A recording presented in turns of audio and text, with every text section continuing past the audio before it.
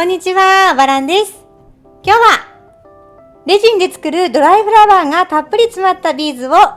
ピアスにしてみたいと思います。今日使うものはクリアの UV レジン液、ドライフラワー、一度に6個のビーズが作れるシリコンモールドラウンドタイプです。作ったビーズのヘッド部分につける金具とピアスの金具、ネイルなどに使うゴールドのホイールです。